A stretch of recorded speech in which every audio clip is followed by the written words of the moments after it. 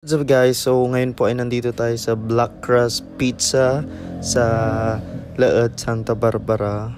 At ayun guys, biglaan na naman po kasi dinaan na naman po tayo ng Team Budol. At ayun guys, gulong-gulo pa yung buhok ko dyan. Hindi ko alam kung anong pinagkagawa ko before kami pumunta dyan. Pero dito guys, parang solo namin yung area kasi weekdays ata ito parang ganun. So wala masyadong tao, tapos medyo maaga pa kami around 5 ganon. So ayan, meron din po silang pool dito. Pool billiard pool. Alam mo yung parang ano lang, no, ginagamit ng mga estudyante. Ayan guys, so yan po yung pinagtripan namin ni Madam Ten na paglaruan. Ayan, si Sir Joel nandun na sa gilid Pero kami sinubukan talaga naming ubusin yung yung mga bola na nandyan.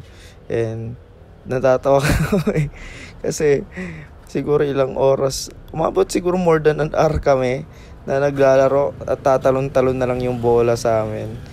Pati cellphone ko knockdown na. So ayan, pinilit talaga namin guys na tapusin yan. Pang anti-stress lang, no? Pero parang mas na-stress ata kami nung naglalaro kami. Ayan. So, yung mga hindi namin na-expect na tira, yun pa yung nasushoot. Ayan, tumatalon-talon yung bola.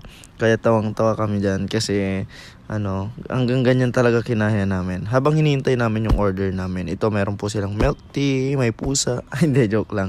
Tapos may mga pizza, may mga pasta, mga ganun. Meron ding mga meals.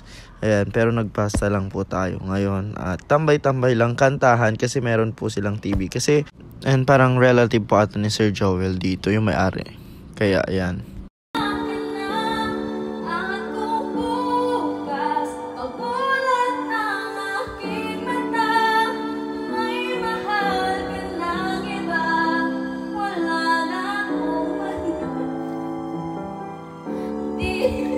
Ayan, may nagdadrama po.